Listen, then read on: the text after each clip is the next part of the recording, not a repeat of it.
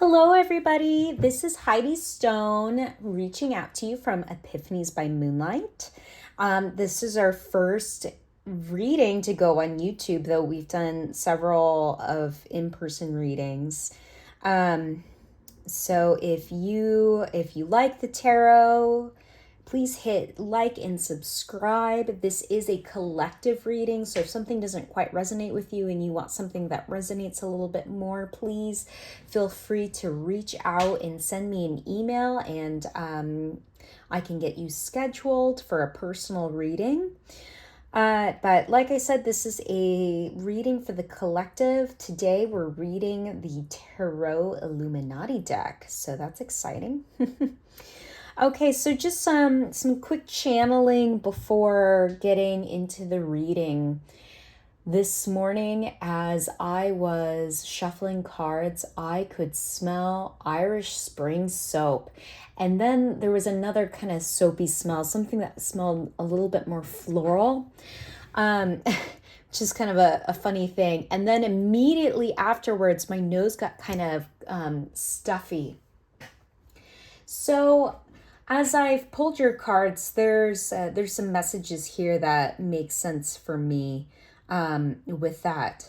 But the big thing here is I'm feeling someone has some areas of their life that they need to clean up. This is a good time from now until when we hit our first frost. Is that late October or November? Something like that. From now until when leaves are starting to hit the ground. I guess it depends on what part of the world you're in. But this is the time to start kind of cleaning up your life.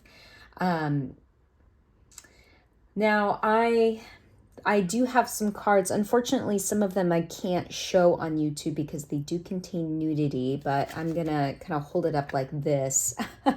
This is the Judgment card. And if you're familiar with the tarot, there's these people kind of coming out of the graves. And it's rooted down, and I'm not going to quite show it, but because there's the World card. And what I'm feeling in these cards, so with the Judgment card, there's a lot of like Christian and biblical imagery in the tarot. And the Judgment card is the day of reckoning. And what I'm feeling is that this is a time for some of you, you have some secrets that you need to release.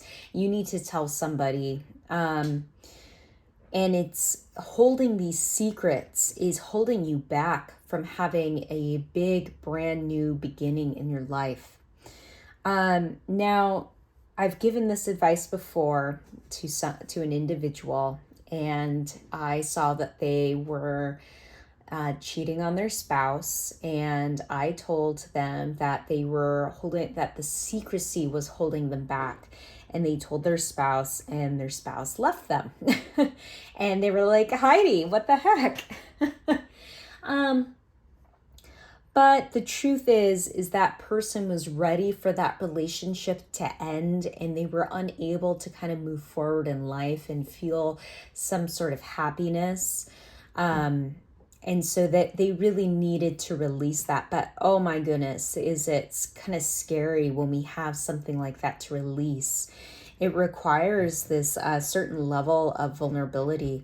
But not for all of you. Some of you don't have a secret that you're needing to let out, and some of you it's a little bit more gentle than that. That example that I gave you about the cheating was pretty specific for somebody out there. For someone else, there's some trauma in your life that you need to kind of pull out of the closet. I'm seeing somebody has got like skeletons in the closet, and it's really wrapped around trauma. And I also have the Four of Pentacles in our reading here today. And the Four of Pentacles is about stability. And when I'm getting that message, what I'm feeling is that you're feeling like things are stale and fragmented in your life. And it's because you're afraid to step out of your comfort zone. And in order to kind of step out of that comfort zone, we're needing to look at those fears that we have. There's someone here that doesn't feel safe in their body. And I'm not talking about physical violence. If you're dealing with actual domestic violence, or you're afraid for your life or something like that, please call the police.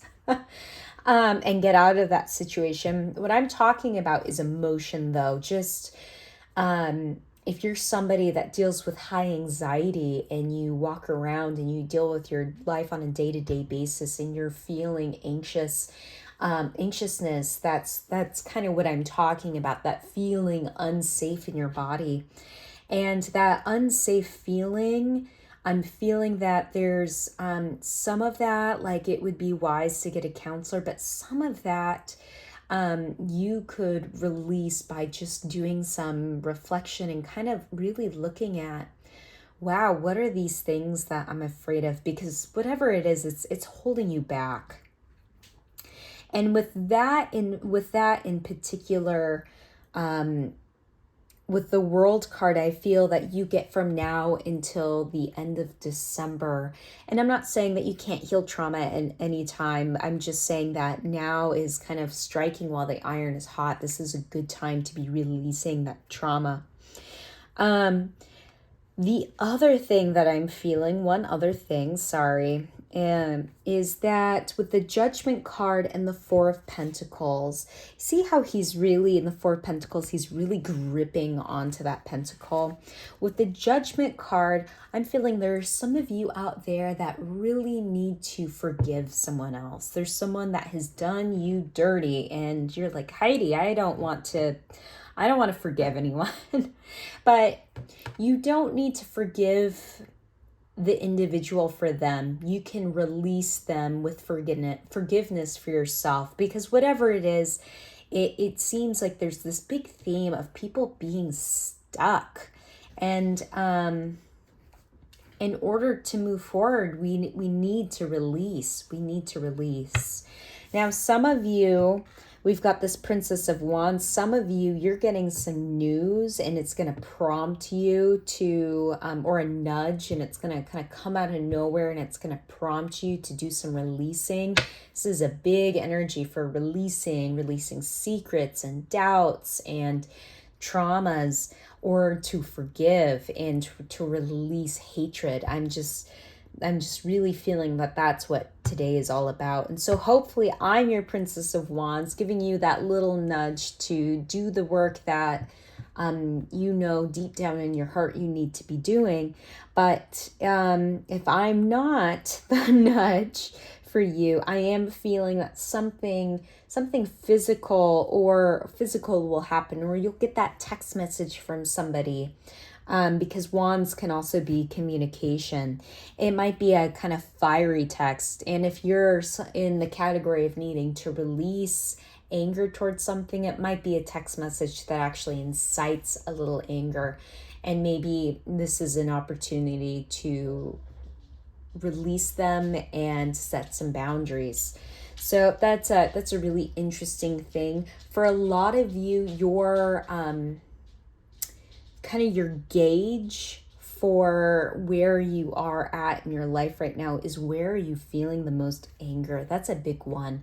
I'm feeling that there's a lot of anger in all of these possible scenarios with the Judgment card.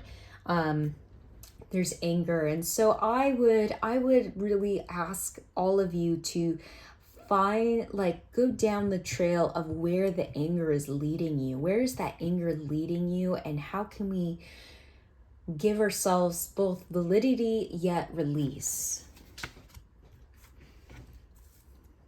And then, of course, this is just one of my most favorite cards in any tarot deck, is the Ace of Cups. I am feeling the opposite of hatred is love. When I look at this world and I see so much anger and I see so much violence, I know this is the tarot light worker in me, but the opposite of hate is love. You can only be hurt by those that love you, right? That's kind of, or I guess that's not true, but the people that have the capability of hurting you the most are usually the people that we love and love us the most. And so that can be really, that's a really interesting thing. But I think what's important for everybody here is to remember that we're all on a foundation of love. We are children of God, and take that word however you mean it, the word God. But we are all children of God, and each within us, we hold this fundamental truth of love. And when we release anger and hatred and sadness, we open ourselves up to love.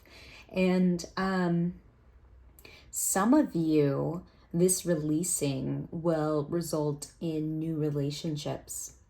Others of you, I don't see any cards of reconciliation, but I feel there's a category of people out there that are viewing this, that if you have some kind of secret that you're harboring and you tell your partner and you release it, it's actually going to really level up your love life.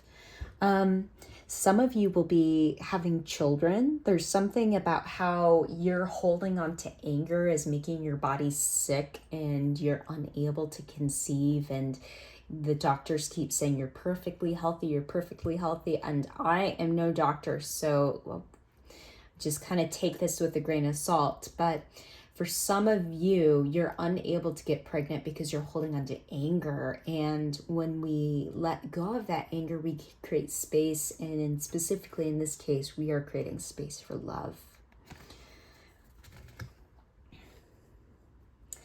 All right.